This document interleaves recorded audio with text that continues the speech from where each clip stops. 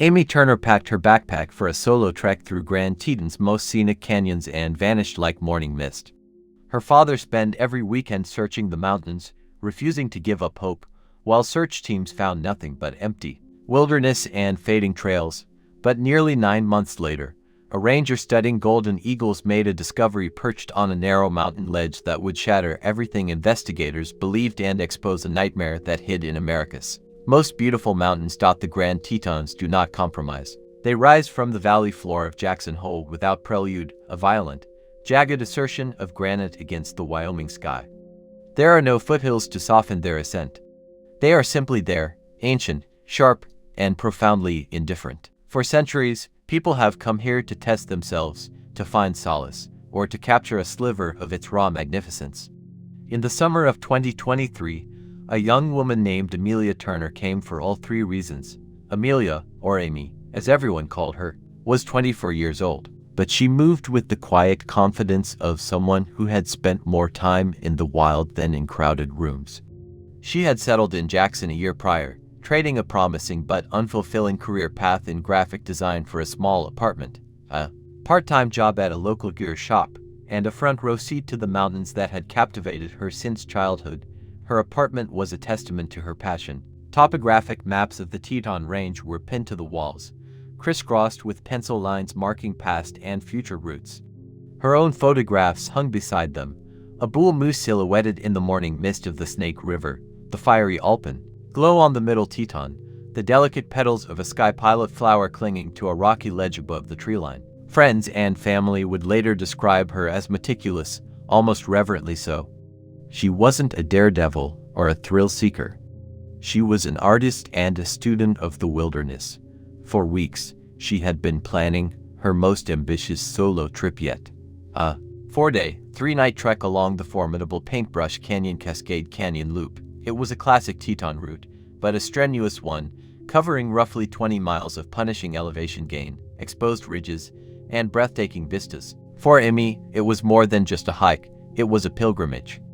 It was a chance to push her skills, to immerse herself completely, and to capture a portfolio of images that she hoped would be the cornerstone of her first gallery show. On the morning of Friday, August 12, 2023, Amy's silver Subaru pulled into the bustling String Lake Trailhead parking lot. The air was cool and sharp, smelling of pine and damp earth. The sky was a brilliant cloudless blue. It was a perfect day. Before shouldering her pack, she spotted an older couple admiring the view of the cathedral group reflected in the still water. She approached them with a warm smile and asked if they wouldn't mind taking a photo of her. The man, a tourist from Ohio named Gerald, happily obliged. He took the photo that would soon become the most widely circulated image of Amy. Young woman full of life, her blonde hair pulled back in a practical ponytail, a pink tank top bright against the deep green of the forest. She holds a black hiking pole in one hand, her heavy pack settled on her shoulders, and behind her, the Tetons loom, majestic and serene. After they parted ways, Amy found a quiet spot by the shore, took a deep breath of mountain air, and sent the photo to her mother. The accompanying text was the last message anyone would ever receive from her. It read, "Off I go. The mountains are calling. Weather is perfect. Talk to you Sunday night." With that, she turned, adjusted her straps, and walked toward the trailhead, disappearing into the shadows of the lodgepole pines. Sunday came and the sun set behind the jagged peaks, painting the sky in strokes of orange and purple. In her home in Salt Lake City, Sarah Turner checked her phone, expecting the familiar buzz of a text from her daughter. When 9 p.m. passed with no word, she felt the first flicker of unease, but quickly suppressed it. Amy was experienced. Maybe her satellite messenger had lost its charge. Maybe she'd met other hikers and decided to camp with them an extra night. But by Monday evening, the logic had frayed, replaced by a cold, creeping dread. At 7:15 p.m. on Monday, with her hands trembling so badly she could barely dial, Sarah Turner contacted the Teton County Sheriff's Office. Within the hour, the National Park Service was notified. As the moon rose over the silent, unyielding peaks of the Tetons, Amelia Turner was officially declared a missing person. The official response began not with panic, but with procedure. By first light on Tuesday morning, Park Ranger Tom Albright was standing beside Amelia Turner's silver Subaru. The String Lake trailhead, so vibrant with hikers just days before, was now quiet, holding the cool stillness of dawn. A fine film of ochre dust and pollen had settled on the car's windshield, a silent testament to the days it had sat unmoved. By 8 a.m. that concern had escalated into a full-scale search and rescue operation. The Teton Interagency SAR team assembled at a makeshift command post near Jenny Lake. The air buzzed with controlled urgency, the clatter of climbing gear, the murmur of low voices over radios, the scent of strong coffee mixing with pine. The first major break and the first deep mystery came just after noon. A ground team pushing up the steep switchbacks of Paintbrush Canyon spotted it. A small dome tent, its muted green fabric a tiny patch of artificiality against the wild tapestry of the subalpine forest. It was Amy's campsite, located in a sheltered grove of firs a short walk from Holly Lake, exactly where her plan said it would be, but the scene was deeply unsettling. The tent was perfectly pitched, the stakes driven firmly into the ground. Inside, her sleeping pad was unrolled, and next to it sat her small, lightweight daypack. It contained only an empty water bottle, a wrapper from a protein bar, and a tube of sunscreen. Her main backpack, the heavy Osprey pack containing her sleeping bag, food, and survival gear, was gone. Her hiking boots were also missing. The scene painted a bizarre picture. It suggested she had set up her tent, her shelter for the night, and then, for some unknown reason, had put on her boots, shouldered her heavy multi-day pack, and walked away, leaving the lighter daypack behind. It made no sense. Hikers might leave their main pack at camp to take a short day hike, but they wouldn't leave their daypack behind.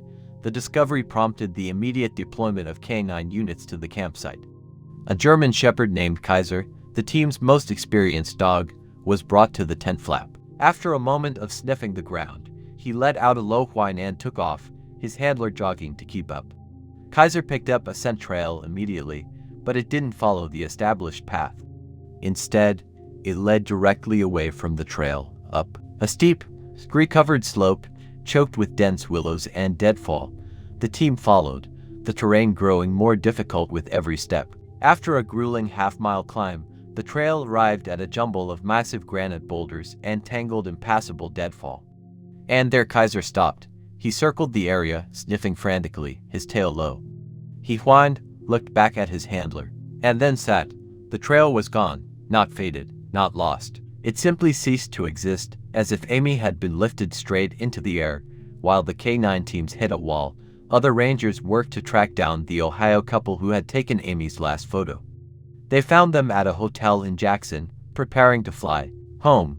Eleanor and Gerald were heartbroken to hear the news and eagerly shared what little they knew. They confirmed Amy's cheerful demeanor and her excitement. Then Eleanor remembered something else. "About 10 minutes after we left her," she said, her brow furrowed in concentration, "we passed another hiker on the trail, a man. He was alone." "Too." Gerald nodded in agreement.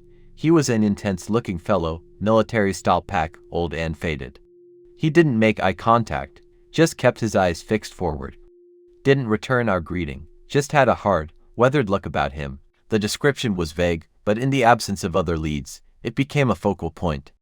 A forensic sketch artist was brought in, and based on the couple's memory, a composite drawing was created. A man in his late 30s or early 40s with a gaunt face, deep-set eyes, and a grim expression. The intense hiker became a ghost haunting the investigation. After 10 days, the search had yielded nothing more than the abandoned tent and a scent trail that led to an impossible dead end. The resources, both human and financial, were stretched to their limit. At the evening briefing on the 10th day, a weary Mike Connolly made the call everyone had been dreading.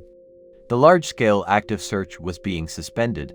The seasons turned in the Tetons with a brutal, indifferent beauty. The vibrant greens of summer bled into the fiery golds and reds of autumn, a fleeting spectacle that painted the aspen groves in strokes of impossible color. Then, just as quickly, the fire was extinguished by the first snows of October. With this seasonal shift, the active memory of Amelia Turner began to fade, crystallizing into something colder, harder, a story, a cautionary tale, a ghost. But for one person, the case never went cold. Mark Turner, Amy's father, refused to let the silence win. A retired land surveyor, Mark was a man of quiet precision, Someone who had spent his life translating the chaotic contours of the Earth onto the clean, logical grid of a map. He could not comprehend a world where his daughter could simply be erased from the landscape without a trace. He sold a small parcel of land he owned to fund his private search, trading his comfortable retirement for a solitary, grief-fueled mission. His weekends became a grim ritual. He would drive the long hours from Salt Lake City to Jackson, his old Ford F-150 laden with surveying equipment, climbing gear, and enough supplies to last for days. He became a familiar, haunted figure to the park rangers. The summer of 2024 settled into the high country, bringing with it the familiar cycle of life. Wildflowers exploded in a riot of color across the alpine meadows.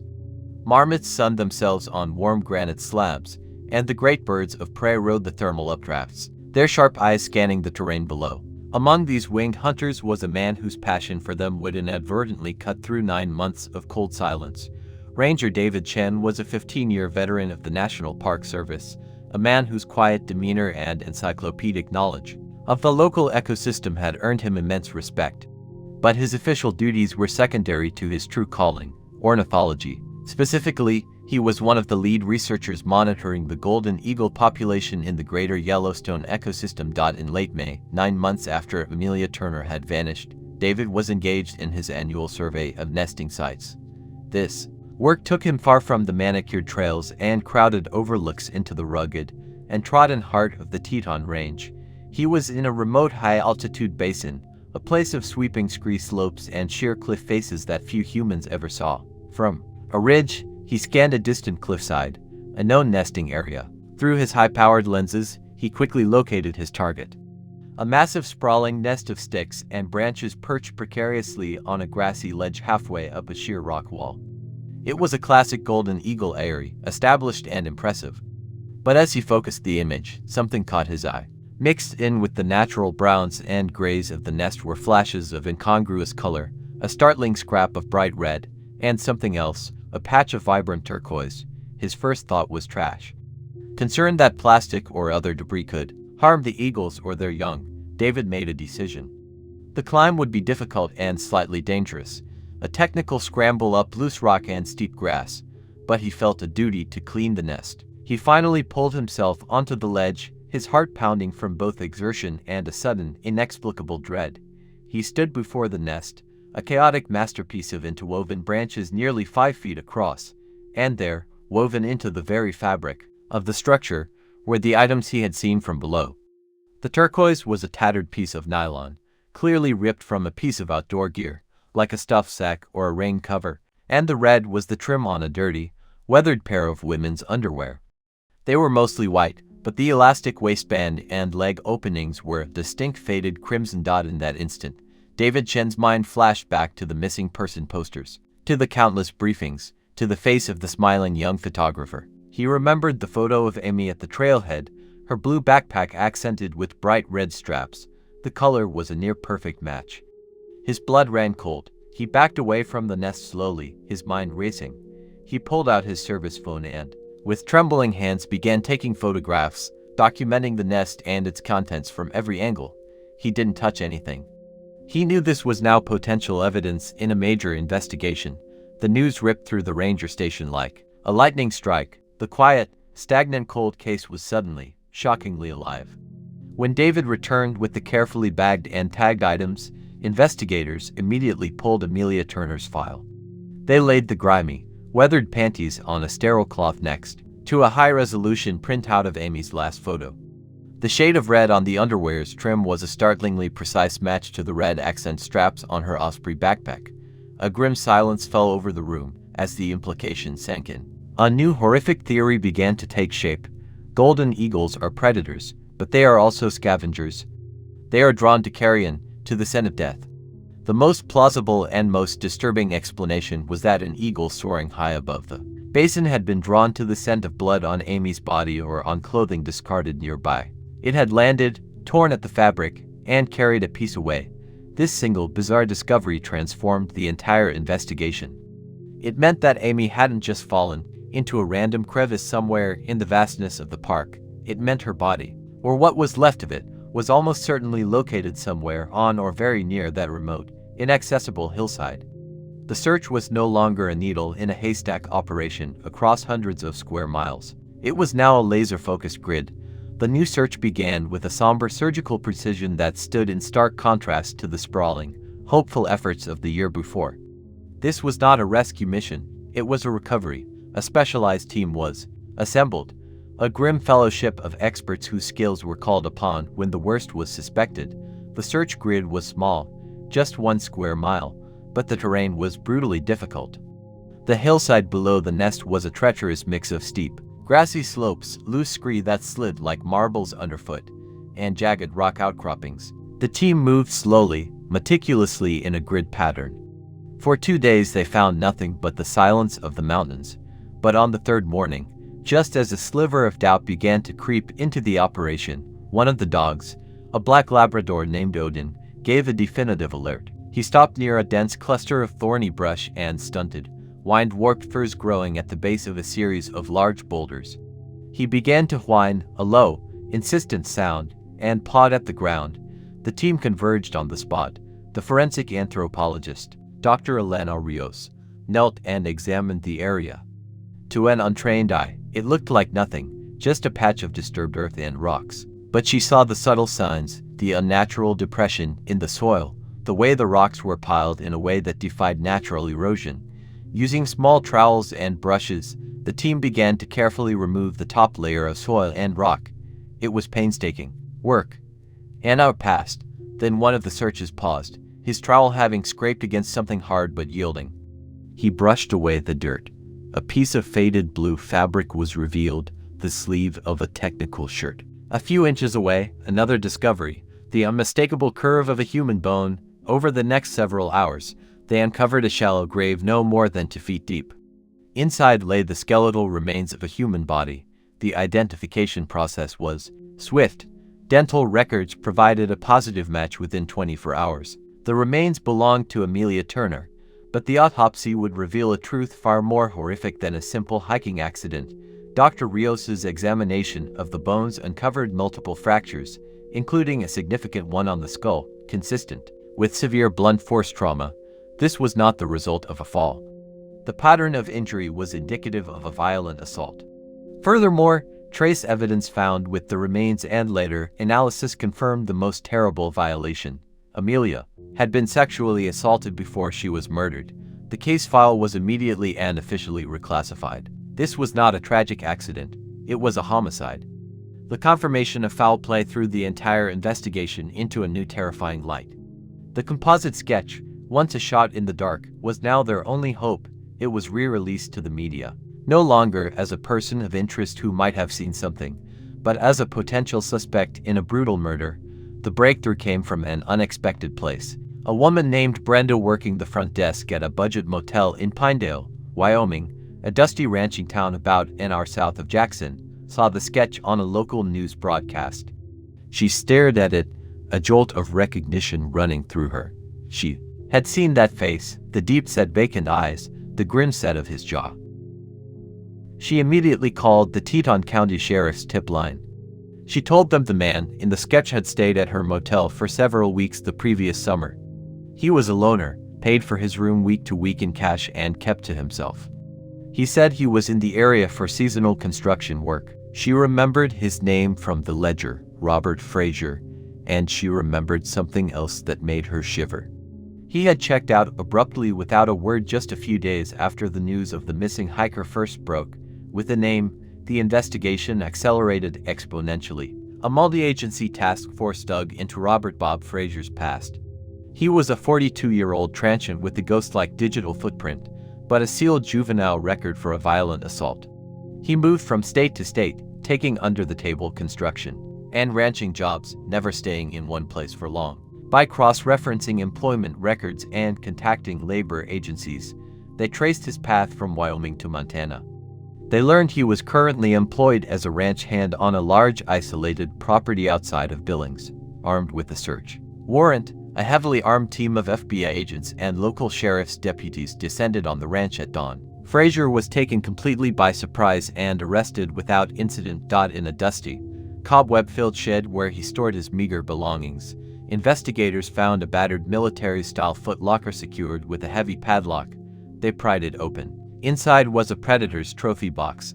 There were driver's licenses belonging to 3 different women, assorted pieces of jewelry, a few locks of hair, and other deeply personal items.